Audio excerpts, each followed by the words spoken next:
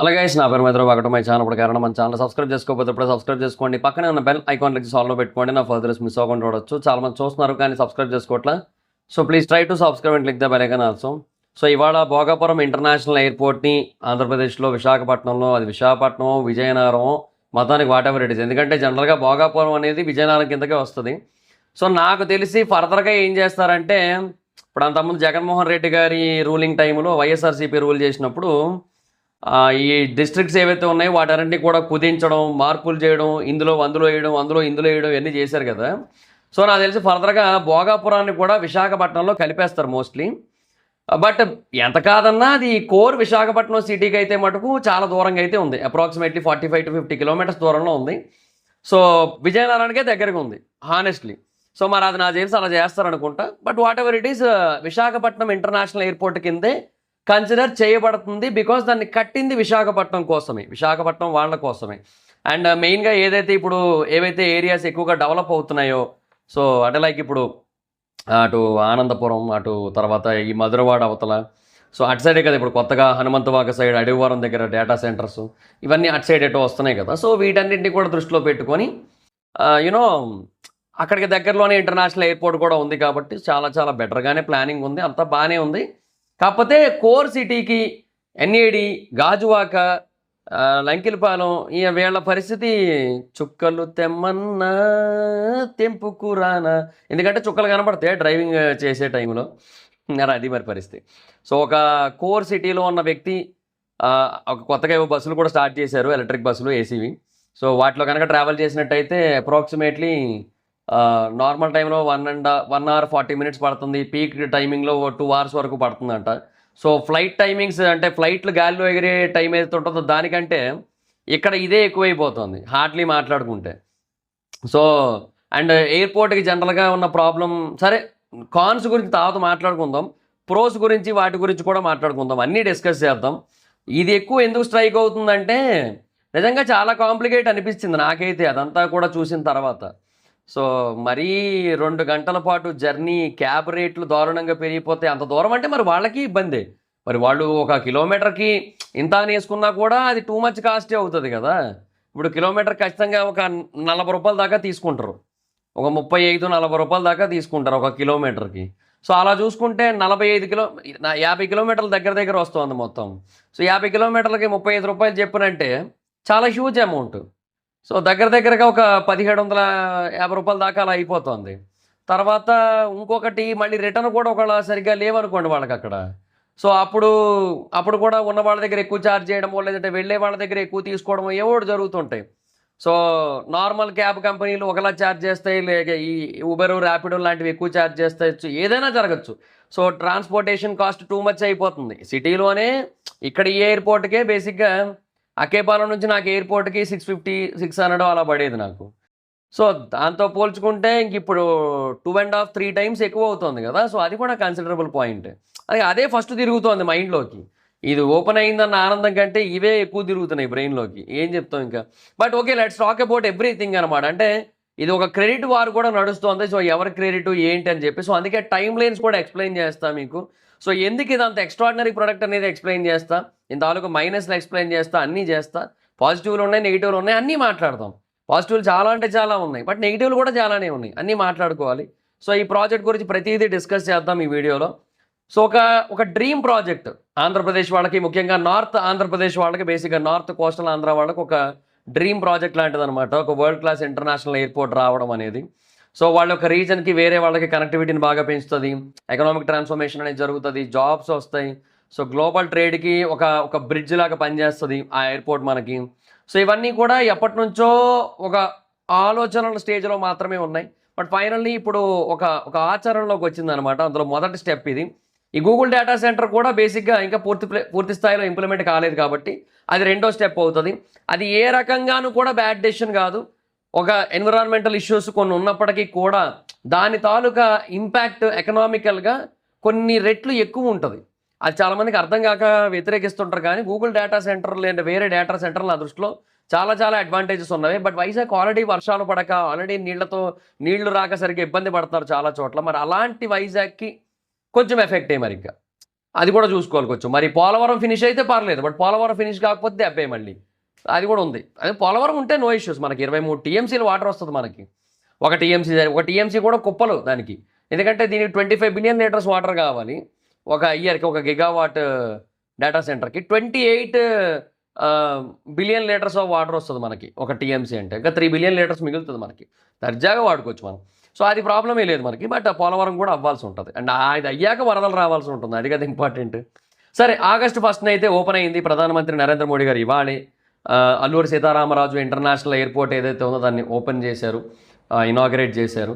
So అదొక పెద్ద mile stone అని చెప్పొచ్చు ఆంధ్రప్రదేశ్కి. అండ్ బేసిక్గా ఇది 2014లో విడిపోయిన తర్వాత వచ్చిన మొట్టమొదటి గ్రీన్ఫీల్డ్ ఇంటర్నేషనల్ ఎయిర్పోర్ట్ అనమాట.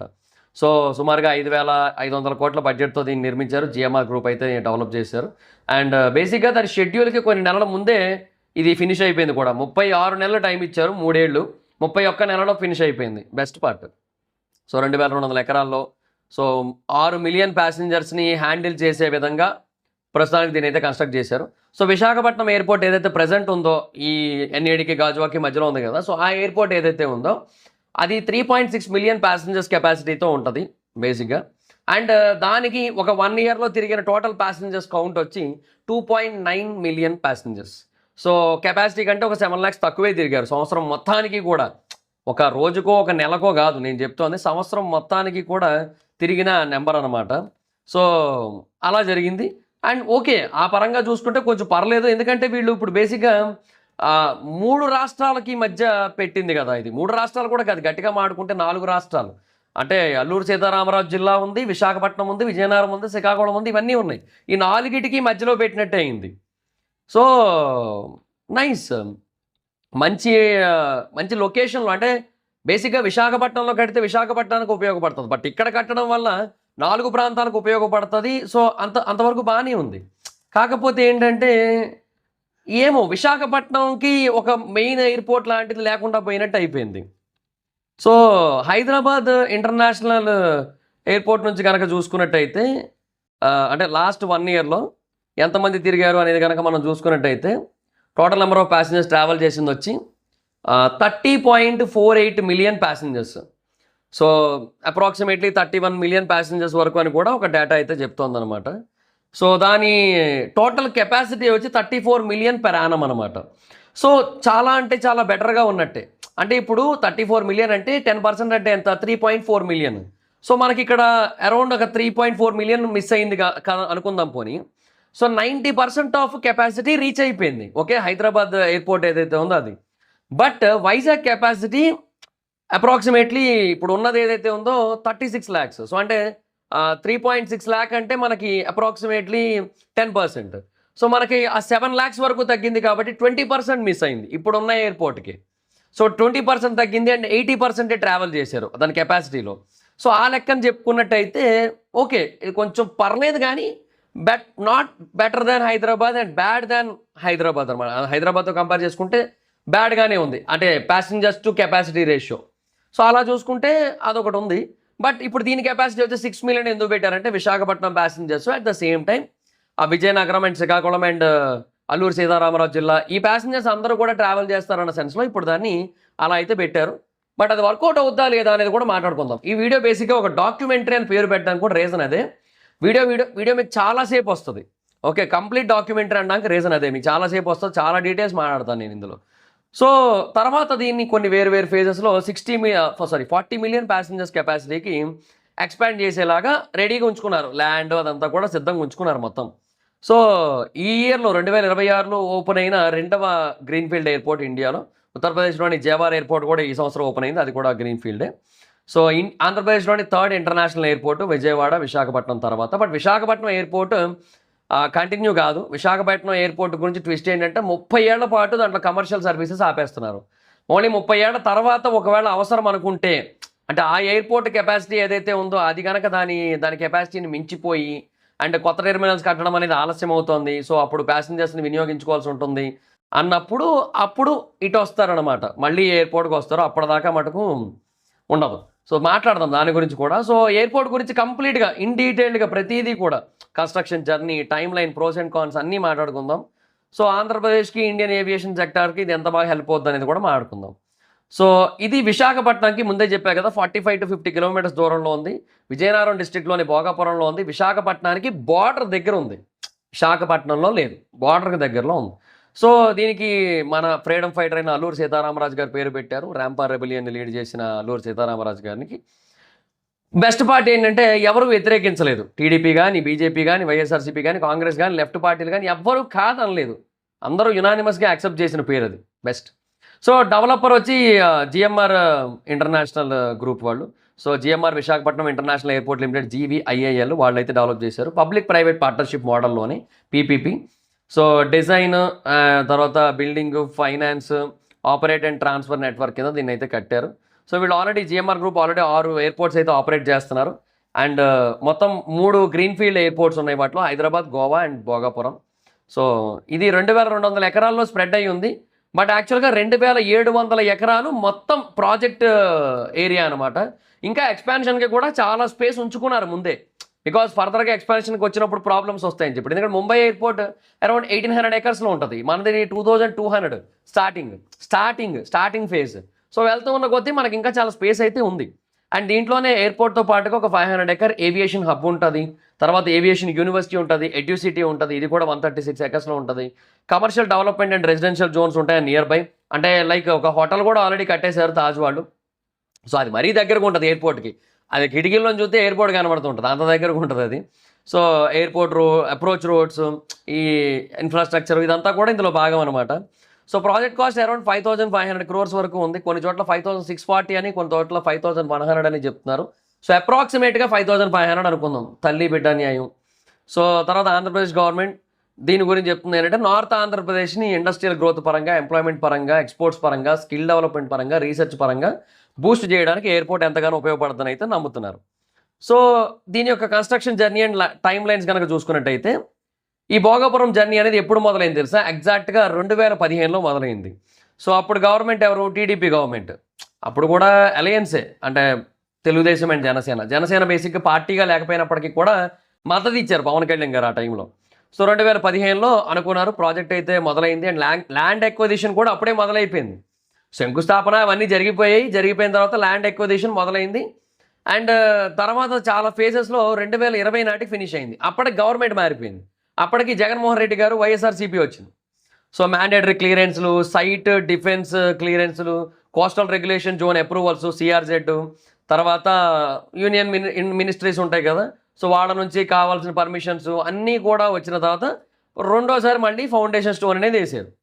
సో అది జూన్ 12, 2020 జరిగింది. సో ఆ టైంలో ఒక కన్సెషన్ అగ్రిమెంట్ మీద సైన్ చేశారు. అదేంటంటే 36 నెలల కన్స్ట్రక్షన్ టైం లైన్ అని చెప్పి. సో ఏ రోజు నుంచి అయితే అఫీషియల్గా కన్స్ట్రక్షన్ మొదలవుతుందో ఆ రోజు నుంచి 3 నెలలు డెడ్ లైన్. సో డిసెంబర్ 14, 2023 అఫీషియల్గా కన్స్ట్రక్షన్ స్టార్ట్ అయింది. And December 13, 2026 deadline. But జూలైలోనే అయిపోయింది, జూలై మొదటికే అయిపోయింది యాక్చువల్గా గట్టిగా చెప్పుకుంటే.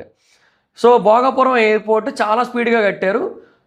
జూలై 31, 2024 నాటికి, అంటే అప్పటికే జగన్మోహన్ రెడ్డి గారు అధికారంలోంచి వెళ్ళిపోయి 2 నెలలు అవుతుంది. అండ్ డిసెంబర్లో మొదలైంది, డిసెంబర్ నుంచి లెక్కేసుకుంటే జూన్ 4 వరకే కదా మరి అప్పుడు అధికారం ఉన్నది. సో జూన్ 4 తీసేయండి, ఏముందిలేండి. May, April, March, February, January, December ఒక హాఫ్ మంత్, 5.5 monthsలో అరౌండ్ 29% ఆఫ్ కన్స్ట్రక్షన్ ఫినిష్ అయింది. జూలై 31, 2024 నాటికి 35.61% ఆఫ్ కన్స్ట్రక్షన్ ఫినిష్ అయింది. అనుకున్నది ఏంటి ఆ టైంకి అవ్వాల్సింది? 17.87 అంట. సో 17 ఎక్కడ, 35 ఎక్కడ, డబల్ అయింది అప్పటికే. నవంబర్ 30, 2024 నాటికి వచ్చి ఫిజికల్ ప్రోగ్రెస్ 52.44% రీచ్ అయిపోయింది. సెప్టెంబర్ 2025 నాటికి 84% రీచ్ అయిపోయింది ఫేజ్ 1. నవంబర్ 2025 మన మినిస్టర్ కింజారపు రామ్మోహన్ నాయుడు గారు 91.7% ఫినిష్ అయిపోయిందని చెప్పి అనౌన్స్ చేశారు. So trial run next month చేస్తామని చెప్పారు. సో నవంబర్ 30 నాటికి చాలా వరకు కన్స్ట్రక్షన్ అయిపోయాక జనవరి 4న వ్యాలిడేషన్ ఫ్లైట్ అనేది సక్సెస్ఫుల్గా ల్యాండ్ అయింది. అంటే ట్రయల్ రన్నే వ్యాలిడేషన్ ఫ్లైట్ అని కూడా పిలుస్తుంటారు. సో ఆపరేషన్స్కి అన్నిటికీ కూడా రెడీగా ఉంది ఫ్లైట్ అని చెప్పి ప్రూవ్ అయిపోయింది. సో ప్రాజెక్ట్ బేసిక్గా దాని ఒరిజినల్ షెడ్యూల్కి అంతే ముందే కంప్లీట్ అయిపోయి జూలై 2026 నాటికి 6 నెలల ముందు కంప్లీట్ అయిపోయింది. సో అందుకని ఆగస్టు 1న ఇవాళ అయితే ఓపెన్ చేశారు. సో DRGA ఏరోడోమ్ లైసెన్సు అన్నీ వచ్చాయి, సేఫ్టీ, ఫైర్ అండ్ ఎన్విరాన్మెంటల్ క్లియరెన్స్లు అన్నీ వచ్చాయి దీనికి. సో ఇనాగ్రేట్ చేశారు మనకి. ఆగస్టు 1 నుంచి అయితే ఇనాగ్రేట్ చేశారు, కానీ ఇది మనకి ఆపరేషన్స్ మొదలయ్యేది మటుకు ఆగస్టు 17వ తారీఖు నుంచి. సో ఆగస్టు 17వ తారీఖు తెల్లవారుజామున 12:01 అంటే అర్ధరాత్రి ఆ టైం నుంచి కూడా కమర్షియల్ ఫ్లైట్స్ ఏవైతే ఇప్పుడు ప్రజెంట్ వైజాగ్ ఎయిర్పోర్ట్ ఉందో దాన్ని ఐఎన్ఎస్ డేగా అంటారు, బికాజ్ అది నేవీ ఎయిర్పోర్ట్ కాబట్టి. సో ఐఎన్ఎస్ డేగా దాని పేరు. సో ఆ పేరు ఎంతమందికి ఐడియా ఉంది కామెంట్ సెక్షన్లో చెప్పండి. సో దాన్ని ఆ రోజు నుంచి ఆపేస్తారు. ఆ రోజు నుంచి ఉన్న కమర్షియల్ ఆపరేషన్స్ అన్నీ కూడా దానికి వెళ్ళిపోతాయి. బట్ ఎప్పుడైనా మినిస్టర్సు లేదంటే ఇప్పుడు మోడీ గారు వచ్చారు, ప్రెసిడెంట్ వచ్చారు, అందరూ వచ్చారు కదా. సో ఇలా వచ్చినప్పుడు ఎప్పుడైనా సరే మనకి కావాలనుకుంటే ఈ ఎయిర్పోర్ట్ వాడుకుంటారు. అదే ఎందుకంటే సేఫ్టీ మెజర్మెంట్స్ తీసుకోవాలి కదా, వీళ్ళకి ఎక్కువ దూరాలు ట్రావెల్ చేశారనుకోండి అంతంతా తీసుకోవాల్సి ఉంటుంది. సో అందుకోసం అని చెప్పి మేబీ దీన్ని వాడచ్చు. బట్ నార్మల్గా మంత్రులకి, ఎమ్మెల్యేలకి అయ్యేం ఉండదు ఇంకా. ఓకే, సో ఓన్లీ ముఖ్యమంత్రులకి, తర్వాత ప్రధానమంత్రులకి, మేబీ ఉప ముఖ్యమంత్రి గారికి కూడా ఉండొచ్చు, బికాజ్ మన దగ్గర డీసీఎం పోస్ట్ బాగా ఫేమస్ పవన్ కళ్యాణ్ గారి వల్ల కాబట్టి. సో ఆయనకు ఉండొచ్చు. సో కొంతవరకు ప్రెసిడెంటు ఇట్లా వేరే ఎవరైనా ముఖ్యమంత్రులు వస్తే వాళ్ళకి ఇంతవరకే ఉంటుంది తప్పిస్తే ఎమ్మెల్యేలు మినిస్టర్లు వాళ్ళకి ఏమి ఉండదు. వాళ్ళని మటుకు తిరగనిస్తారు. ఏమైనా ప్రైవేట్ చాపర్స్ ఉంటే కూడా మాట్లాడుకోవచ్చు, కొన్ని ప్రైవేట్ ఫ్లైట్స్ ఉంటాయి వాటికి కూడా మాట్లాడుకోవచ్చు. సో దీని runway and aircraft capability అయితే బాగుంది. 3800 మీటర్ కోడ్ ఈ రన్వే బాగుంది. So Boeing 777, Boeing 787, Airbus A330, Airbus A340 ఇవన్నీ కూడా హ్యాపీగా ల్యాండ్ అవ్వచ్చు, హ్యాపీగా టేక్ ఆఫ్ అవ్వచ్చు. సో జంబో జెట్స్ కూడా అకామిడేట్ అవుతాయి ఇక్కడ, అదొక బెస్ట్ పార్ట్. సో ఫేజ్ 1లో 6 మిలియన్ అండ్ తర్వాత మల్టిపుల్ ఫేజెస్లో 40 మిలియన్ ప్యాసింజర్స్ వరకు ఎక్స్పాండ్ చేస్తారంట. అసలు అది అయ్యే పనేనా, దాని గురించి ఒకసారి మాట్లాడదాం. ఇప్పుడు Visakhapatnam airport last year 2.9 million ప్యాసింజర్స్ని హ్యాండిల్ చేసింది. ఓకే, 3.6 మిలియన్ కెపాసిటీ ఉంటే తక్కువే, 20% తక్కువైంది కానీ బట్ స్టిల్ ఇట్స్ ఓకే. సరే, అది ఎందుకు జరిగింది? బేసిక్గా సిటీ సెంటర్లో ఉంది కాబట్టి. ఓకే, విశాఖపట్నం వాళ్ళకి, గాజువాక వాళ్ళకి, అనకాపల్లి వాళ్ళకి అందరికీ దగ్గరే, చాలా దగ్గర. అనకాపల్లి అరగంటలో వెళ్ళిపోవచ్చు అక్కడ నుంచి, ఎయిర్పోర్ట్ నుంచి గట్టిగా మాట్లాడుకుంటే కారులో వెళ్ళిపోవచ్చు. ఎందుకంటే ఎక్కడ ఉంటుంది మనకి ట్రాఫిక్, కోరమనపాలెం దాకా ఉంటుంది. ఎలాగే ఎయిర్పోర్ట్ నుంచి శీలానగర్ దాకా పెద్ద ఉండదు, శీలానగర్ నుంచి మళ్ళీ అక్కడ కొంచెం ఉంటుంది, మళ్ళీ BHP దాకా పెద్ద ఉండదు. BHP దగ్గర ఏదో కొద్దిగా ఉందంటే మళ్ళీ గాజువాక దగ్గర ఉంటుంది కొంచెం, ఆ తర్వాత కొద్దిగా ఎక్కువే ఉంటుంది శ్రీనగర్ దగ్గర, లేదంటే ఆ ఫ్లైఓవర్ దగ్గర కొంచెం ఉంటుంది. కోరమన్నపాలెం దాటారా ఈ అంతే, మళ్ళీ లంకెలపాలెం దగ్గర కొంచెం ట్రాఫిక్ ఉంటుంది. లంకెలపాలెం దాటితే ఇంక అనకాపల్లి వెళ్ళిపోయినట్టే, ఇంకేముంది. సో అరగంటలో వెళ్ళిపోతారు గట్టిగా కొడితే. సో అలాంటి సిచ్యువేషన్ ఉంది. సో వాళ్ళు కూడా వెళ్ళిపోతారు. గాజువాక 10 నిమిషాలు, సిటీకి అయితే 20 నిమిషాలు కూడా అక్కర్లేదు గట్టిగా మాట్లాడుకుంటే. సిటీ సెంటర్కి, కాంప్లెక్స్కి మీకు 20 నిమిషాల్లో వచ్చేయచ్చు మోస్ట్లీ. స్టేషన్కి అయితే 20 నిమిషాల్లో వెళ్ళిపోవచ్చు, అన్నీ పక్కన ఉంటాయి. సో ఇంత దగ్గరకు ఉంది కాబట్టి ఓకే, ఇప్పుడు తిరుగుతున్నారు పీపుల్. ఇప్పుడు చాలామంది ఏం ఆలోచిస్తారు, ఇప్పుడు ఏంది, ఇప్పుడు మేము గాజువాక నుంచి అక్కడికి వెళ్ళాలంటే మాకు 2 గంటల పైనే పట్టేస్తుంది మాకు. వాళ్ళు బస్సులు వేస్తున్నారు, వేయట్లేదు అనట్లేదు, కానీ ఆ బస్సులు నార్మల్గానే బస్సులు లేటుగా వెళ్తాయి. ఇంక ఇప్పుడు ఈ హైవే మీద అన్ని సిగ్నల్ పాయింట్లు దాటుకొని వెళ్ళేసరికి ఇంకా వాళ్ళకి అయిపోద్ది. హైవే రూట్ వాళ్ళు చెప్తున్నది అయితే 1:30 నిమిషాలట ఎక్కడి నుంచి, గాజువాక నుంచి ఎయిర్పోర్ట్కి. అంటే నేను నమ్మను, ఎక్కువే టైం పడుతుంది. అలాగే బీచ్ రోడ్ నుంచి వెళ్ళేది అయితే 2 గంటలంట, అది కూడా నమ్మను నేను. 2 గంటలు గాజువాక నుంచి వయా హైవే ఒకటి, గాజువాక నుంచి వయా సింధియా ఒకటి ఉన్నాయన్నమాట. సో 2 రూట్లు ఉన్నాయి ఓకే, కానీ నేను నమ్మను. అది 2 గంటలు, ఇది 2.5 గంటలు పడుతుంది. సో వెళ్ళడానికి 2 గంటలు, 2.5 గంటలు బస్సు అయితే సరే, పోనీ బస్సు కాదు క్యాబ్ ఎక్కారు అనుకుందాం. ఆస్తులే, కార్ ఎక్కే ముందే అడుగుతాడు ఓటీపీతో పాటుకు ల్యాండ్ డాక్యుమెంట్స్ ఇస్తున్నారా, లేదంటే బంగారం ఏమైనా తీసుకొస్తున్నారా తాకట్టు పెట్టడానికి, ఏం చేస్తున్నారు, లేదంటే డైరెక్ట్గా అమ్మేస్తున్నారా, ఏంటి ఏం చేస్తారు అదే అడుగుతారు. ఎందుకంటే 2,500 రూపాయలు ఈజీగా తీసుకుంటారబ్బా. పైగా ఎయిర్పోర్ట్ ఛార్జెస్ వేరే ఉంటాయి ఎప్పుడు కూడా. ఇప్పుడు నార్మల్ ఛార్జీలు వేరే ఉంటాయి, ఎయిర్పోర్ట్ ఛార్జెస్ ఎప్పుడు కూడా ఎక్కువే ఉంటున్నాయి. అది ఎందుకంటే అంతే మరి. ఇంకా ఇప్పుడు నేను ఎయిర్పోర్ట్ నుంచి అక్కేపాలెం ఎన్ని కిలోమీటర్లు ఉంటుంది, 10 కిలోమీటర్లు ఉంటుంది. నాకు 650 రూపాయలు పడుతుంది ఈజీగా. నేను వచ్చినప్పుడు 650 రూపీస్. సిటీ సెంటర్ ఎయిర్పోర్ట్ మళ్ళీ ఇది 650 రూపీస్ పడుతుంది. నాకంటే పెర్ కిలోమీటర్ ఎంత పడినట్టు 65 రూపీస్ పడింది నాకు. అంటే వాళ్ళకేమో టోల్ ఫీజులు అవి ఉంటాయి, అది వేరే విషయం. టోల్ ఫీజులు ఉండడం వల్ల వాళ్ళు తీసుకుంటారు, ఆ టోల్ మరి కట్టుకోవాలి, పార్కింగ్ అదంతా కూడా. సో అక్కడ కొంత పోతుంది వాళ్ళకి, అదంతా దృష్టిలో పెట్టుకొని తీసుకుంటున్నారు. బట్ ప్యాసింజర్ మీద ఎంత బయటన పడుతుందనేది చెప్తున్నాను నేను. పైగా ఇది కొత్త ఎయిర్పోర్టా, అన్ని ఛార్జీలు ఛార్జీలు ఎక్కువే అన్నీ కూడా. ఇది కాదు, వెళ్ళినందుకు వచ్చినందుకు UDF కూడా ఎక్కువే ఉంది, అది కూడా గట్టిగానే పెట్టారు. సో అన్నీ ఉన్నాయి కదా. సో దీనివల్ల ఇవన్నీ ఆలోచించుకొని పీపుల్ వందే భారత్కి వెళ్ళిపోతారు. ఆ క్యాబ్కి పెట్టే డబ్బులతో వందే భారత్లో వెళ్ళిపోవచ్చు, దర్జాగా వెళ్ళిపోవచ్చు. హైదరాబాద్ కానీ లేదంటే విజయవాడ కానీ వాడికి దర్జాగా వెళ్ళిపోవచ్చు. Simple by. ఎందుకు హాయిగా తెల్లారు 5:45కి ఎక్కారంటే మధ్యాహ్నం 2:30 కల్లా దిగిపోతారు. ఇప్పుడు బేసిక్గా ఓ 9ంటికి ఫ్లైట్ అనుకోండి, మీరు 5:30కే బయలుదేరాలి. ఇక్కడ 5:30కి బయలుదేరితే మీరు ఒక 7 దగ్గరలో వెళ్తారు. అంటే ఎందుకంటే ఎంత కాదన్నా కొంచెం ఎర్లీగానే వెళ్ళిపోవచ్చు, తెల్లారు కాబట్టి ట్రాఫిక్ ఉండదు. 7ంటికి వెళ్తారు. సెక్యూరిటీ చెక్లు, క్లియరెన్స్లు అన్నీ ఫినిష్ అయిపోయిన తర్వాత డిజియాత్ర ఉంటే పర్లేదు, అది లేదంటే నార్మల్గా వెళ్ళినట్టయితే కొంచెం టైం పడుతుంది. సో అప్రాక్సిమేట్లీ ఒక 8 ఆ టైంకి లోపలికి వెళ్తారు. 8:20 అలా బోర్డింగ్ టైం ఉంటుంది. మీరు ఎక్కుతారు. 9కి ఫ్లైట్ సరిపోద్ది. మీరంటే 9ంటికి ఫ్లైట్ అంటే మీరు 5:30కి బయలుదేరాలి ఇక్కడ. కరెక్టేనా? అది తెల్లవారైతే. మధ్యాహ్నం పొరపాటున మీకు 1 గంటకు ఫ్లైట్ అబ్బా, వైజాగ్ టు హైదరాబాద్ 1 గంటకు మీకు ఫ్లైటు. మీరు ఎన్నింటికి బయలుదేరాలి ఇక్కడ? 9:30కి బయలుదేరాలా? ఇంకా ముందే బయలుదేరాలి. 9కే బయలుదేరాలి. 9కి బయలుదేరితే మీరు వెళ్ళేసరికి 11:15 దగ్గర అయిపోద్ది. 11:15కి మీరు వెళ్ళి ఇంకా క్లియరెన్స్లు అన్నీ చూసుకొని సెక్యూరిటీ చెక్లు అన్నీ ఫినిష్ చేసుకొని లోపలికి వెళ్ళి కూర్చునేసరికి మీకు 12 దగ్గర అయిపోద్ది. 12:20కి బోర్డింగ్ మొదలవుతుంది. బోటింగ్ ఒకటి పొరపాటున మీరు వెళ్తున్న ఫ్లైట్ ఫుల్ అయ్యి దానికి ఎక్కువ టైం బట్టి ఇదంతా జరిగింది అనుకోండి, ఇక ఎక్కువే. బేసిక్గా ఇప్పటివరకు అంత ఎక్కువ రష్ లేదులేండి ఇప్పుడు ప్రస్తుతానికి. సో అలాగా ఇక మీ కొత్త దాంట్లో కూడా అంత ఉండకపోవచ్చు ఇనీషియల్గా, బట్ ట్రాఫిక్ పెరిగితే ఎక్కువ ఇబ్బంది అంటున్నా నేను. సో ఇది నేను చెప్పిన టైమింగ్స్ ప్రకారం చూసుకుంటే మీరు 1 గంట ఫ్లైట్కి వెళ్ళాలంటే మీరు 9కి బయలుదేరాలి. 4 గంటలు పట్టేస్తుంది.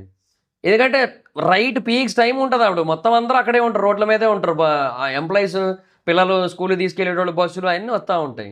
సో ఇవన్నీ ఉంటాయి. అంటే తెల్లవారుదానికి కూడా కొన్ని లారీలు లాంటివి అడ్డు వస్తూ ఉంటాయి మనకి, అది కూడా లేట్ చేస్తాయి ఎంతో కొంత. సో ఇవన్నీ ఉన్నాయి కదా. సో నేను అనేది ఏంటంటే ఇప్పుడు ఓవరాల్గా 1 గంటకు ఫ్లైట్ అంటే మనం 9ంటికి బయలుదేరుతాం. ఫ్లైట్ జర్నీ 1:10 నిమిషాలు, మనల్ని 2:15 కల్లా దింపేస్తుంది హైదరాబాద్లో.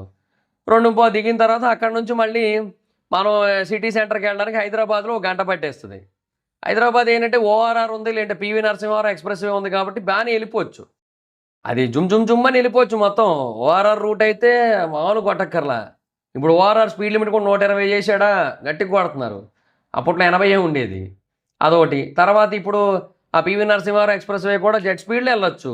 కార్లకే అలవ్, ఇంకెందులో దేనికి అలవ్ కూడా లేదు కదా. సో 1 అవర్ అనుకుందాం పోనీ. సో ఒక 3:15కి మీరు అనుకున్న ప్లేస్కి రీచ్ అయ్యారు అనుకుందాం. సరే, ఇప్పుడు బేసిక్గా ఇదే వందే భారత్ అనుకుందాం. తెల్లవారి బయలుదేరిపోయారు. మీరు 2:15 కల్లా సికింద్రాబాద్ దిగిపోతారు. ఆ తర్వాత ఇంటికి వెళ్ళేసరికి 3:15 అవుతుంది. So same timing, okay, same ఫ్లైట్కి ఏదైతే టైం అవుతుందో అదే టైం అవుతుంది. ఇంకా ఒకవేళ మీరు ఏ ప్యారడైజ్ దగ్గర, అంటే వైజాగ్ టు హైదరాబాద్ ఒక ఎగ్జాంపుల్ చెప్తున్నాను నేను. మిగతా వాటితో అంత కనెక్టివిటీ లేదు. వైజాగ్ టు బెంగళూరు వందే భారత్ కనెక్టివిటీ లేదు, దానికి మనం ఫ్లైటే వాడుకోవాలి. ఇప్పుడు నాకేంటంటే నేను తిరువనంతపురానికో లేదంటే కొచ్చిన్కో ఎప్పుడైనా వెళ్ళాలంటే నాకు డైరెక్ట్ ఫ్లైట్లు లేవు ఇప్పటి వరకు. అది నాకు ఒక పెద్ద టార్చర్ అనిపిస్తుంది. నాకు ఇప్పుడైనా డైరెక్ట్ ఫ్లైట్లు పెడితే సంతోషం, అదొకటి ఉంది నాకు మైండ్లో.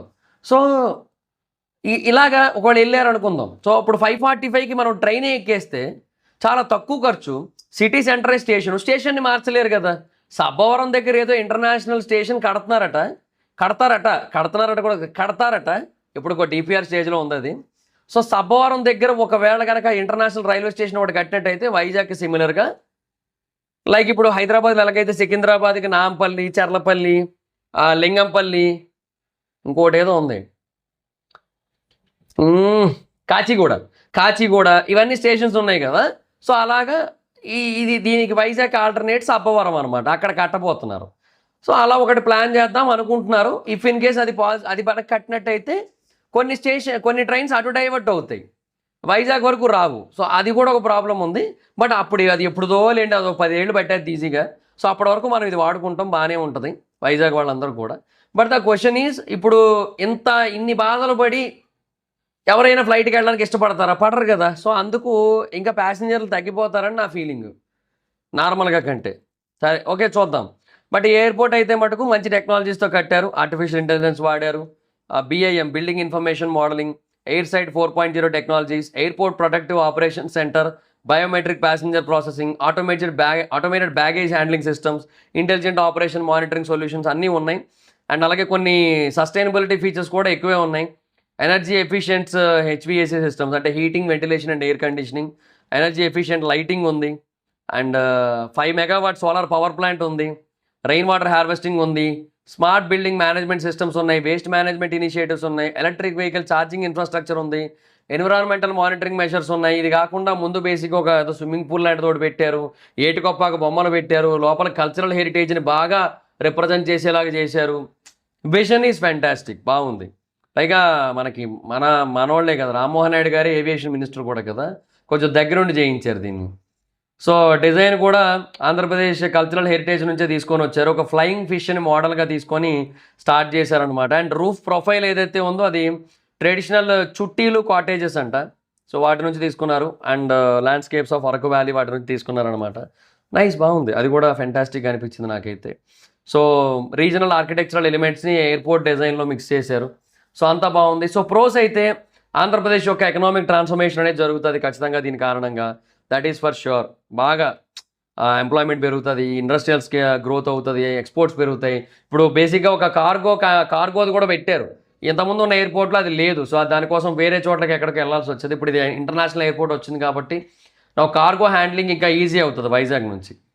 సో ఎక్స్పోర్ట్స్ అండ్ ఇంపోర్ట్స్ పెరుగుతాయి, job creation and skill development పెరుగుతుంది, టూరిజం పెరుగుతుంది, ట్రేడ్ పెరుగుతుంది, ఇన్వెస్ట్మెంట్ పెరుగుతుంది, ఇంటర్నేషనల్ కనెక్టివిటీ పెరుగుతుంది. ఎందుకంటే కోడి రన్వే ఉండడం వల్ల పెద్ద పెద్ద ఎయిర్ క్రాఫ్ట్స్ అనేవి వస్తాయి. సో ఇంటర్నేషనల్ కనెక్టివిటీ పెరుగుతుంది.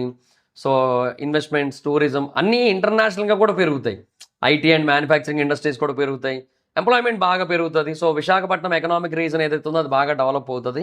బట్ దానికంటే విజయనగరం బాగా డెవలప్ అవుతుంది అనిపిస్తుంది నాకైతే. For me it is made to develop Vizianagaram, and then the politicians will make Visakhapatnam and Vijayanagar as twin cities, like Hyderabad and Secunderabad. Like people will make Visakhapatnam and Vijayanagar as twin cities. V square maybe అట్లా పెట్టండి, మంచి ఆలోచనే కదా, బాగానే ఉంది. V square Visakhapatnam and Vizianagaram. So అట్లాగా twin cities లాగా చేసి బాగా డెవలప్ చేస్తారు నాకు తెలిసి. సో ప్యాసింజర్స్ కూడా మంచి వరల్డ్ క్లాస్ ఎక్స్పీరియన్స్ అయితే ఉంటుంది. Everything will be good. So export and logistics hub అనేది గ్రో అవుతుంది ఇక్కడ. అండ్ ఇంటర్నేషనల్ గేట్వే పెరిగింది, అంటే విజయవాడ, విశాఖపట్నం, బట్ భోగాపురం కూడా. సో మొత్తం స్టేట్ మొత్తాన్ని కూడా బాగా బెటర్గా కనెక్ట్ చేయడానికి ఉంటుంది. సో ఇక్కడ ప్రాబ్లమ్స్ విషయానికి వస్తే ఇవి బోల్డ్ ఉన్నాయి. ఇవి కూడా కనెక్టివిటీ క్రైసిస్. సో ఇందాక స్టార్టింగ్లోనే మధ్యలో చెప్తూనే వచ్చాను నేను. సో 45 to 50 కిలోమీటర్స్ ఉంది సిటీ నుంచి. సో చాలా సిగ్నల్స్ ఉంటాయి. సో ఎన్ఏడి నుంచి ఆనందపురంకి వెళ్ళాలంటే మధ్యలో 20 సిగ్నల్ దాటుకొని వెళ్ళాలి. సో ఆ గ్యాప్లో బేసిక్గా ఒక 90 minutes అక్కడే అయిపోద్ది. అండ్ ఆ తర్వాత నుంచి మళ్ళీ ఇంకో 20 kilometers ఉంటుంది. అది ఈజీగా వెళ్ళిపోవచ్చు కానీ, బట్ అది కూడా కాంప్లికేటెడే. సో ఒక డొమెస్టిక్ ఫ్లైట్ జర్నీ కంటే రోడ్ జర్నీ ఎక్కువ ఉన్నప్పుడు ఎవరికైనా ఇబ్బంది. So society for integrated development and research, cider, వాళ్ళు రీసెంట్గా రివీల్ చేసింది ఏంటంటే, ఒక ట్రావెలర్ ఆర్టీసీ కాంప్లెక్స్ నుంచి కనుక మొదలయ్యి ఎయిర్పోర్ట్కి వెళ్ళాలంటే 105 minutes జర్నీ అంట. 1:45 జర్నీ పడుతుంది 50 kilometer డిస్టెన్స్ కవర్ చేయడానికి. అంటే హనుమంతవాక నుంచి ఆనందపురం అది మొత్తం కంజెషనే కదా. సో ఎయిర్పోర్ట్ యొక్క ఎకనామిక్ పొటెన్షియల్ని ఇది డౌన్ చేస్తుందేమో అని ఒక ఫీలింగ్ అయితే ఉంది. సో కాస్ట్ ఆఫ్ ట్రావెల్ కూడా చెప్పా. సో ట్యాక్సీ ఫేర్స్ అప్రాక్సిమేట్లీ 2500 నుంచి 4000 వరకు ఉంటున్నాయంటే based on the distance. City నుంచి అయితే 25, గాజువాక నుంచి అయితే 4, అలా అనమాట. అనకాపల్లి, ఆనందపురం వాళ్ళకి బాగానే ఉంటుంది, వాళ్ళకి ఎక్స్ప్రెస్ వే ఉంది కాబట్టి వాళ్ళు దంచి కొడతారు హ్యాపీగా, మనకే ప్రాబ్లం. సో అదొకటైతే ఉంది. మరి చూడాలి మరి ఏం ప్లాన్ చేస్తారు ఏంటనేది. సో అది మరి ఇక రౌండ్ ట్రిప్ అయితే 5000 నుంచి 8000 అయిపోతుంది ఎయిర్ ఫేర్ కాకుండా. సో ఫ్రీక్వెంట్ ఫ్లయర్స్కి, సీనియర్ సిటిజన్స్కి, మెడికల్ ట్రావెలర్స్కి ఇది ప్రాబ్లము. బస్సులు పెట్టారు 300కి, బట్ కష్టమే. 2.5 గంటలు 2 గంటలు ఎవరు ఉంటారా? పడుకుని పోతారు, స్లీప్ వేసేస్తారు నాకు తెలిసి. సరే, యూజర్ డెవలప్మెంట్ ఫీజు, ఇందాక యూడిఎఫ్ అన్నాను కదా, యూజర్ డెవలప్మెంట్ ఫీజు అది బేసిక్గా డొమెస్టిక్ ప్యాసింజర్స్కి అయితే డిపార్టర్స్, అంటే నేను ఇప్పుడు వైజాగ్ నుంచి బేసిక్గా హైదరాబాద్ వెళ్తున్నా, నేను 835 రూపీస్ ఎక్స్ట్రా పే చేస్తాను. నేను నార్మల్గానే 4500 అలా ఉండే టికెట్, ఇప్పుడు 835 ఎక్స్ట్రా అయితే 5300 అయిపోద్ది. 5000 అయితే 5800 దాటిపోద్ది, అలా అనమాట. సో అలాగే అరైవింగ్ ప్యాసింజర్స్, అంటే నేను హైదరాబాద్ నుంచి వైజాగ్ వస్తున్నా ఫర్ ఎగ్జాంపుల్, అక్కడ నాకు 4500 టికెట్, దానికి 355 రూపాయలు ఎక్స్ట్రా పే చేయాలి నేను. సో అరౌండ్ 4855 రూపీస్ అవుతుంది. ఇంటర్నేషనల్ ప్యాసింజర్స్కి అయితే డిపార్చర్స్కి 1255, అరైవల్స్కి 545. అంటే వైజాగ్ నుంచి ఎవరో దుబాయ్ వెళ్తున్నారు, వాళ్ళు నార్మల్ టికెట్ మీద 1255 ఎక్స్ట్రా కట్టాలి, వచ్చినప్పుడు 545 ఎక్స్ట్రా కట్టాలి. సో విశాఖపట్నం ఎయిర్పోర్ట్ మనకి డన్ అండ్ డస్టెడ్ పోయింది. ఐఎన్ఎస్ డేగా సివిల్ ఎన్క్లేవ్. సో అది బేసిక్గా దాన్ని ఆపరేషన్స్ నుంచి తీసేస్తున్నారు, కమర్షియల్ ఫ్లైట్స్కి మాత్రమే. సో వాళ్ళ పనులన్నీ నడుస్తాయి, నేవీ హెలికాప్టర్స్ అవన్నీ నడుస్తూ ఉంటాయి. సో ఇంకా భోగాపురం షిఫ్ట్ అయిపోతున్నాయి. ఐఎన్ఎస్ డేగాలో ఏవైతే కమర్షియల్ సర్వీస్ ఉన్నాయి నెక్స్ట్ 30 సంవత్సరాల వరకు నడవు. అంటే ఆ 30 సంవత్సరాలు కూడా పీపుల్కి ఏ అవసరం వచ్చినా భోగాపురం ఎయిర్పోర్టే వాడుకోవాలి కదా. 2 ఆల్టర్నేటివ్లు ఉంటే పీపుల్ ఇదే వాడుకుంటారు కదా, అదెందుకు వాడతారు? సో అది రన్ అవ్వాలంటే ఇది ఆగాలి. So public private partnership. So private సంస్థలకి పనికి రావాలి, పబ్లిక్కి గవర్నమెంట్కి పనికి రావాలి, అన్నీ ఉండాలి. కాబట్టి ఇది మూసేస్తారు. 30 ఏళ్ల పాటు కమర్షియల్ ఫ్లైట్లు తిరగవు, అది అన్నమాట పరిస్థితి. సో ఇంకొకటి, నేను ఇందాక చెప్పినప్పుడే మీరే డిసైడ్ అవ్వాలి అని చెప్పడం మర్చిపోయాను. సో ఇది ఎవరి హయాంలో మొదలైంది, ఎవరి హయాంలో పూర్తయింది ఏంటని నేను టైం లైన్ చెప్పాను. సో దాన్ని బట్టి మీరు క్రెడిట్ ఎవరికి ఇస్తారో మీ ఇష్టం. బట్ జగన్మోహన్ రెడ్డి గారు ఒకానొక టైంలో భోగాపురం ఎయిర్పోర్ట్ని వ్యతిరేకించారు. బట్ ఆయన అధికారంలోకి వచ్చాక ఆయన మళ్ళీ సపోర్ట్ చేశారు. బట్ ఆయన అధికారంలోంచి వెళ్ళిపోయిన తర్వాత ఫినిష్ అయింది. అట్లా ఇది జరిగాయి. సో టీడీపీ అయితే ఎప్పటి నుంచి భోగాపురంకి ఫుల్ ఇంట్రెస్టెడ్గానే ఉంది, దాని మీద ఫోకస్డ్గానే ఉంది. సో ఇప్పుడు ప్రాబ్లం ఏంటంటే, ఇప్పుడు సిటీ సెంటర్లో ఉన్న ఎయిర్పోర్ట్ గాను కాబట్టి మనకి కన్సర్న్స్ ఏంటంటే, ఇప్పుడు విశాఖపట్నం లాంటి ఒక పెద్ద సిటీ, గూగుల్ కానీ లేదంటే వేరే పెద్ద పెద్ద కంపెనీలు వస్తున్నాయి. సో వాళ్ళకి సిటీ లిమిట్స్లో ఒక ఎయిర్పోర్ట్ లేకపోవడం అనేది దురదృష్టకరం అని చెప్పి అభిప్రాయపడుతున్నారు. సో అదే అంటున్నా, నేను అనుకోవడం ఫర్దర్గా భోగాపురాన్ని తెచ్చి విశాఖపట్నంలో కలిపేస్తారు, విశాఖపట్నాన్ని విజయనగరాన్ని ట్విన్ సిటీస్ చేస్తారు, కనెక్టివిటీ పెంచుతారు 2 సిటీస్కి మధ్య. It will happen. సో 12 కొత్త ఫ్లైఓవర్స్ అనుకున్నప్పటికీ కూడా వాటిని మెట్రో రైల్ ప్రాజెక్ట్లో మిక్స్ చేస్తారు. ఇంకా అది అవ్వని పని. సో లేదంటే అయితే ఒకటేసారి అవుతాయి, డబల్ డెక్కర్ అవుతుంది అప్పుడు. సో బేసిక్గా ఒక ఫ్లైఓవర్ వస్తుంది హైవే మీద. సో లైక్ గాజువాక నుంచి వస్తుంది అండ్ ఆనందపురం ఇంటర్ కనెక్షన్ ఏదైతే ఉందో అక్కడ వరకు వస్తుంది. అండ్ మధ్యలో దిగేవి ఎక్కేవి కూడా వస్తాయి. లైక్ ఇప్పుడు పివి నరసింహారావు ఎక్స్ప్రెస్ వే కూడా మధ్యలో చాలా చోట్ల దిగడానికి ఎక్కడానికి ఉంది, అత్తాపూర్ ఇవన్నీ చోట్ల అనమాట. కాకపోతే ఏంటంటే ఈ ఫ్లైఓవర్కి కూడా కార్లకి మాత్రమే అలౌ చేస్తారు. ఇప్పుడు కొత్తగా కట్టేదానికి కూడా బైక్స్కి, ఆటోలకి, బస్సులకి అలౌ ఉండదు, అవి కింద నుంచే వెళ్ళాల్సి ఉంటుంది. అదొకటి ఉంది. అండ్ మెట్రో ఉంటుంది, మెట్రోలో వెళ్ళిపోవచ్చు కావాలనుకుంటే. మెట్రో కూడా అక్కడ దాకా వెళ్తుంది నాకు తెలుసు. బట్ phase 1 మెట్రో అక్కడ దాకా లేదు, కానీ ఫ్లైఓవర్ అక్కడ దాకా వెళ్ళిపోద్ది. మరి ఏం చేస్తారో మరి చూడాలి, ఎలాగే తెలియాలి ఇంకా. సో ఆల్టర్నేట్ రూట్స్, ఫ్లైఓవర్స్ అవన్నీ కూడా బీచ్ రోడ్లోంచి హైవే మీద ఏదో చేయడానికి ట్రై చేస్తున్నారు, కానీ కుదరట్లా. సో ఇంకొక 3 ఏళ్ళు పడుతుంది మెట్రో రైల్ ప్రాజెక్టు ఫౌండేషన్ పడ్డానికి. సో ఆ తర్వాత పూర్తవ్వడానికి ఇంకొక 10 ఏళ్ళు. ఆ 10 ఏళ్ళు అక్కర్లేదు, 5-6 ఏళ్ళు సరిపోద్ది. 5-6 ఏళ్ళు సరిపోదులేండి, 7-8 ఏళ్ళు పడుతుంది అది. సో ఒక గ్రీన్ ఫీల్డ్ కోస్టల్ హైవే పట్టుకొద్దాం అనుకుంటారు విశాఖపట్నం నుంచి భోగాపురం వరకు. సో అది కూడా మూమెంట్ అయితే లేదు దాంట్లో. సో అన్నీ మిల్లి కదులుతూ ఉన్నాయి, అన్నీ కూడా ఏం పెద్ద ఏటి లేదు. సో చూడాలి మరి ఏం చేస్తారు. సో ఈ భోగాపురం ఎయిర్పోర్ట్లో కూడా ఇంకో ప్రాబ్లం ఉంది, అదే డిజైన్ లిమిటేషను. ఇప్పుడు బేసిక్గా సెపరేట్ డిపార్చర్ లెవెల్ లేదు. అంటే అరైవల్ లెవెల్ పైన డిపార్చర్ లెవెల్ కనుక ఉన్నట్టయితే అరైవల్స్కి సెపరేట్గా, డిపార్చర్స్కి సెపరేట్గా హ్యాండిల్ చేసుకోవచ్చు. ఇప్పుడు హైదరాబాద్ ఉంది, కోల్కతా ఉంది, చెన్నై ఎయిర్పోర్ట్స్ ఉన్నాయి, ఇవన్నీ కూడా ఇలాగే ఉంటాయి, 2 ఫ్లోర్లు ఉంటాయి. సో పైన కింద. ఇది అలా కాదు, ఒకటే. అది ప్రాబ్లమే అని చెప్పి అభిప్రాయపడుతున్నారు. సో ఇంత దూరం అయిపోవడం వల్ల పీపుల్ సరిగ్గా యూటిలైజ్ చేసుకోరు, అండర్ యూటిలైజేషన్ అవుతుంది, వైట్ ఎలిఫెంట్ ప్రాజెక్ట్ అయిపోద్ది అన్న ఒక ఫీలింగ్ కలుగుతుంది చాలామందికి. మరి చూడాలి మరి ఇంకా. సో ఎక్స్పాన్షన్ ప్లాన్స్ అయితే ఉన్నాయి 40 మిలియన్ వరకు. ఫస్ట్ 6 మిలియన్ అచీవ్ చేసినట్టయితే తోపు నా దృష్టిలో. అది ఎప్పుడు అచీవ్ చేస్తుందో అప్పుడు నేను మళ్ళీ దీని గురించి వీడియో చేస్తాను, సూపర్ బంపర్ అని చెప్పి. అప్పటి వరకు అయితే మటుకు నాకు ఇది ఒక క్వశ్చన్ మార్కే, చాలా చాలా పెద్ద క్వశ్చన్ మార్కే నాకైతే. ఇది ఏమవుతుంది, ఎట్లా అవుతుంది అనేది. ఎయిర్లైన్స్కి ఇన్సెంటివ్స్ ఇచ్చారు, బాగానే ఇచ్చారు. సో ఎయిర్లైన్స్ ఆపరేట్ చేస్తాయి, కొత్త రూట్లు వేస్తాయి, ఓవర్నైట్ ఆపరేషన్స్ చేస్తాయి, నెట్వర్క్ ఎక్స్పాన్షన్ చేస్తాయి, ఇవన్నీ జరుగుతాయి. సో ఇన్సెంటివ్స్ బాగానే ఇచ్చారు. So coastal express and sea route proposals కూడా వచ్చాయి. అంటే లైక్ ఇప్పుడు అంటే తీర ప్రాంతం మీదుగా ఒక 6 లేన్ ఆర్ 10 లేన్ కోస్టల్ ఎక్స్ప్రెస్ని తీసుకొద్దాం అనుకుంటున్నారు. బట్ వాళ్ళు ఆలోచించింది ఏంటంటే, ఆల్రెడీ ఒక మంచి రూటే ఉంది కదా 4 లేన్ది, మళ్ళీ ఎందుకు 6 లేన్ అని చెప్పి ఆలోచిస్తున్నారు. బాగా పెరిగితే అప్పుడు చూసుకోవచ్చులే అని ఆలోచిస్తున్నారు. చూద్దాం. అంటే తీర ప్రాంతం మీదగా ఒక ఫ్లైఓవర్ లాగా, ఒక ఫ్లైఓవర్ లాగా, రోడ్డు కాదు, ఇది అందాక ఉంది, బాగానే ఉంది. సో ఒక పెద్ద ఫ్లైఓవర్ లాగా అక్కడ నుంచి కూడా కడదామని చెప్పి ఆలోచన చేస్తున్నారు. సో వాళ్ళు డైరెక్ట్గా అక్కడ వాళ్ళందరూ కూడా మధ్యలోనే పైకి ఎక్కేసి, లైక్ ఇప్పుడు విశాలాక్షి నగర్ దగ్గర ఒక ఎంట్రీ పెడతారు, అలా పైకి ఎక్కేయచ్చు, అలా అన్నమాట. కాకపోతే అది ఎట్లా కడతారు ఏందనేది ఇంకా వాళ్ళకే తెలియదు. అప్పుడు ఇంకెన్నో కొండలు తవ్వాలి, మళ్ళీ ఒక 20 కొండలు తవ్వాల్సి ఉంటుంది నాకు తెలిసి. మార్గం 20 కాదులే కానీ ఒక 5-6 కొండలైనా తవ్వాలి మార్గ మధ్యంలో. జూ ఎఫెక్ట్ అవుతుంది, అన్నీ ఎఫెక్ట్ అవుతాయి. అప్పుడు అది ఏం చేస్తారో మరి వాళ్ళకే తెలియాలి. అది ప్లాన్ అయితే ఉంది, బట్ దానికి ఒక అర్థం కావాలి కదా ఏం చేయాలనేది. సో తర్వాత sea route speed boat service ఒకటి పట్టుకొద్దాం అనుకుంటున్నారు. సో బేసిక్గా ఫిషింగ్ హార్బర్ నుంచి భోగాపురం దగ్గర ఒక జెట్టి పెట్టి ఒక స్పీడ్ బోట్ సర్వీస్ ఇద్దాం అనుకుంటున్నారు. అది బేసిక్గా 1 అవర్లో వెళ్ళిపోద్ది, భోగాపురం వెళ్ళిపోద్ది, 1 అవర్లో వెళ్ళిపోతారు. సో అప్పుడు సిటీ వాళ్ళకి కూడా కొంచెం ఉంటుంది, బాగానే వెళ్ళొచ్చు. హార్బర్కి వెళ్ళిపోయి అక్కడ ఆ జెట్టి ఎక్కేసి అక్కడ నుంచి 1 అవర్లో వెళ్ళిపోయి అక్కడ నుంచి జస్ట్ 15 మినిట్స్ ఎయిర్పోర్ట్కి. సో 1 అవర్ 1 అవర్ 10 మినిట్స్లో వెళ్ళిపోవచ్చు మోస్ట్లీ, అలా కనుక వస్తే. అది కూడా మంచి ప్లానింగే, చూడాలి మరి, చూద్దాం.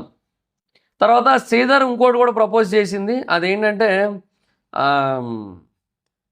ఇదే కదా, సారీ నేను రాసుకున్న పాయింట్లే మళ్ళీ చదువుతున్నాను నేను. సో ఇదే ప్రపోజ్ చేసింది, కోస్టల్ ఎక్స్ప్రెస్ను జెట్టి. సో అదనమాట. సో 40 మిలియన్కి ఎప్పటికి వెళ్తుందో చూద్దాం. సో ఒకవేళ అది కనుక జరిగినట్టయితే అది one of the largest airports in India అవుతుంది. కానీ విశాఖపట్నం, విజయనగరం, శ్రీకాకుళం జిల్లాల్లో ఉన్న టోటల్ పాపులేషన్ కనుక మనం చూసినట్టయితే చాలా అద్భుతమైన నెంబర్లు ఉంటాయి. ఒక్క నిమిషం, నేను చెక్ చేయడం మర్చిపోయాను, అది రాసుకోవడం మర్చిపోయాను. Total number of population in Visakhapatnam and Vizianagaram and Srikakulam and Alluri Sitaramaraju districts చూద్దాం ఎంతో. So according to the 2011 census, so ఇప్పుడు మొత్తం అన్నీ చూసుకుంటే అప్రాక్సిమేట్లీ సుమారుగా లైక్ 4.2, 2.6, 2.3 అరౌండ్ 10 మిలియన్ పీపుల్ అయితే ఉన్నారు. నైస్, 10 మిలియన్ పీపుల్ అయితే ఉన్నారు. బట్ ఈ 10 మిలియన్ పీపుల్లో ఎంతమంది యూటిలైజ్ చేసుకుంటారు ఇయర్ మొత్తానికి ఒకసారైనా సరే? That is the biggest question mark. So 6 million people మరి యూటిలైజ్ చేసుకుంటారా లేదా ఏంటి, what ever it is, we have to understand. ఫ్యూచర్లో మాత్రమే తెలుస్తుంది మనకి, అది ఇప్పుడు మనకు అర్థం కాదు. ఎందుకంటే ఇమీడియట్గా మనం ఎంత ట్రై చేసినా కూడా మనకి ఒక క్లారిటీ రాదు దీని మీద. But one thing is for sure, like Bhogapuram airport is one of the biggest thing that happen to Andhra Pradesh. Hope it will success. అది సక్సెస్ అవ్వాలని మనస్ఫూర్తిగా కోరుకుంటున్నాను. చంద్రబాబు నాయుడు గారి విజన్ని ఎంతగానో అభిమానించే వ్యక్తిగా, చంద్రబాబు నాయుడు గారి విజన్ అంటే నాకు చాలా ఇష్టం. సో ఆయన విజన్ ఎంతగానో అభిమానించే వ్యక్తిగా, ఆయన ఎలాగైతే హైదరాబాద్ గురించి విజన్ ఉంచారో, ఆ విజన్ ఎలాగైతే సక్సెస్ అయిందో, సేమ్ అలాగే ఇప్పుడు నేను ఆయన ఏదైతే 2047 విజన్ అనుకుంటున్నారో ఆంధ్రప్రదేశ్ గురించి, అది కూడా అచీవ్ అవ్వాలి, అది కూడా సక్సెస్ అవ్వాలని కోరుకుంటున్నాను నేను. సో దట్స్ ఇట్ మరి. సో ఇది మొత్తం డీటెయిల్డ్ డాక్యుమెంటరీ. మీ ఒపీనియన్ ఏంటో చెప్పండి. మధ్యలో కొంచెం ఫాస్ట్గానే లాగాను, అందుకే 37 మినిట్స్కి వచ్చింది. సో మీ అభిప్రాయం ఏంటో చెప్పండి. దర్శగా తీసిన వీడియో మీకు నచ్చితే లైక్ చేసి వీడియోని షేర్ చేయనప్పుడు కారణం మన ఛానల్ సబ్స్క్రైబ్ చేసుకోకపోతే ఇప్పుడే సబ్స్క్రైబ్ చేసుకోండి. పక్కనే ఉన్న బెల్ ఐకాన్ ఆన్లో పెట్టుకోండి, నా ఫర్దర్స్ మిస్ అవ్వకుండా చూడొచ్చు. చాలా మంది చూస్తారు కానీ సబ్స్క్రైబ్ చేసుకోవట్లా. So please try to subscribe, click the bell icon also. నా ఇన్స్టాగ్రామ్ ఐడి జోర్స్ మాత్రం అక్కడ వచ్చి ఫాలో అవచ్చు. Thank you so much. Bye, next video, bye.